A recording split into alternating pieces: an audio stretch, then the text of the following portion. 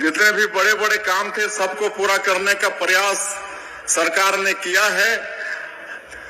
13 दिसंबर 2023 को सरकार शपथ के दूसरे ही दिन 14 दिसंबर को 18 लाख प्रधानमंत्री आवास की स्वीकृति सरकार ने दे दी, जो कांग्रेस के 5 साल के शासनकाल में प्रधानमंत्री आवास से वंचित हो गए थे।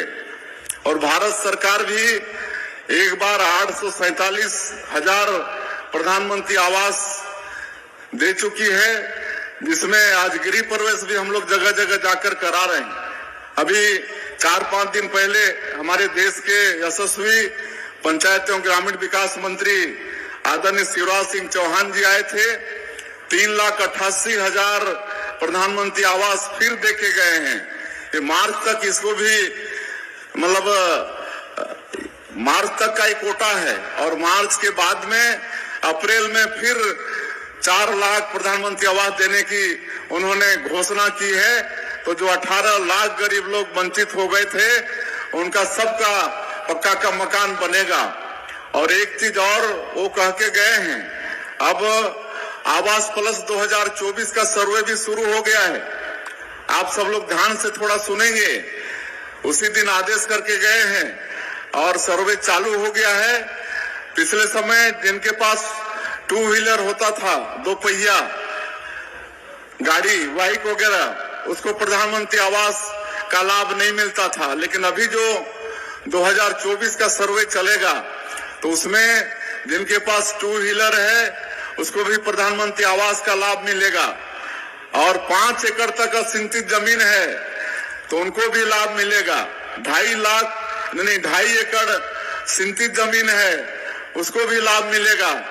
और पहले 10,000 से ज्यादा जिसकी मासिक आय थी, जिसको आप लोग अपने मोबाइल में डाउनलोड करेंगे और आधार कार्ड होगा तो आप उसमें अपना सर्वे स्वयं करा पाएंगे।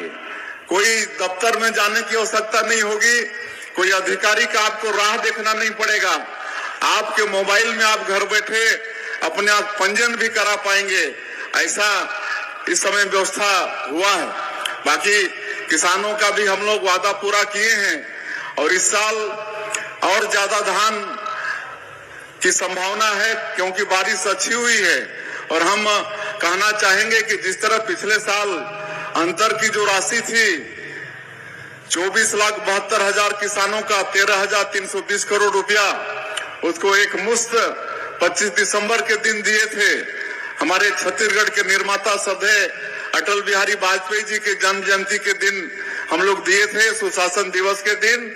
तो इस साल भी जैसे ही ये धान की खरीदी समाप्त होगी और पूरा हिसाब किताब सरकार के पास आ जाएगा तो 1 सप्ताह के अंदर जो अंतर की राशि होगी 27 लाख किसानों के खाते में भेज दिया जाएगा।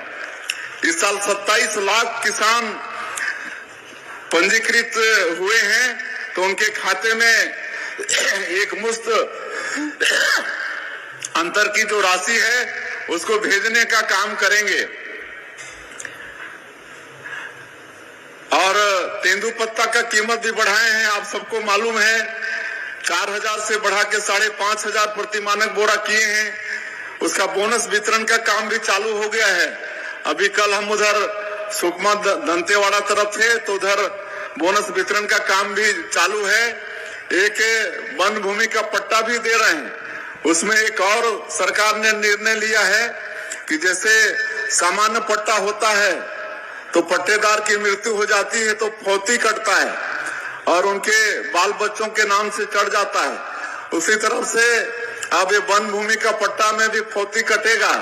अगर जिसके नाम से पट्टा है, अगर वो स्वर्गवासी हो गए तो उनके बच्चों के नाम से वो पट्टा चढ़ जाएगा। तो ये व्यवस्था सरकार ने दिया है। यहाँ पर आपके जिले में 1,09,000 तेंदुपत्ता के संग्राहक हैं जिनको 80 करोड़ 11 लाख रुपया का राशि जो पिछले साल बेचे हैं उतना दिया जा चुका है। महतारी बंधन योजना में 2,13,000 हमारी माता बहनों को, आपके जिले का मैं बता रहा हूँ, 1,97 करोड़ रुपया अभी तक उनके खातों में सरकार दे चुकी है। तो इस तरह से मोदी की गारंटी को पूरा करने का ये सरकार प्रयास कर रही है।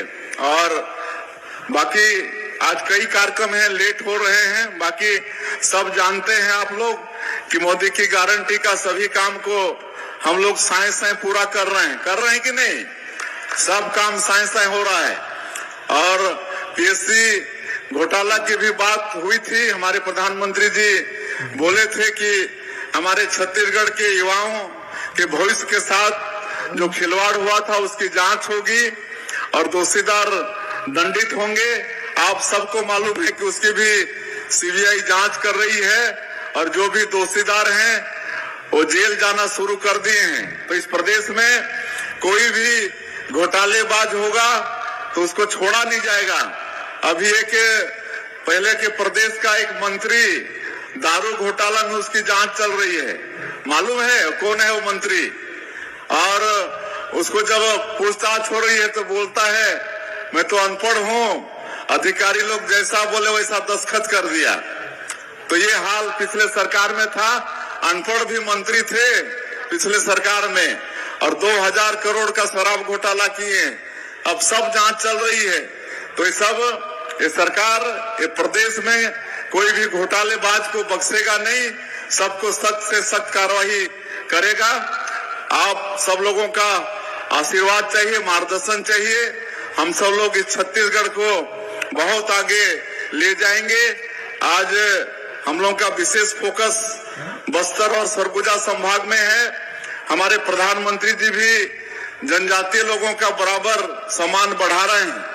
इस देश का सर्वोच्च पद राष्ट्रपति, आज राष्ट्रपति के पद पर भी हमारे समाज की बहन श्रीमती द्रौपदी मुर्मू वो विराजमान है। आज छत्तीसगढ़ प्रदेश का मुख्यमंत्री भी एक जनजातीय परिवार का आपका बेटा आपके सामने में खड़ा है।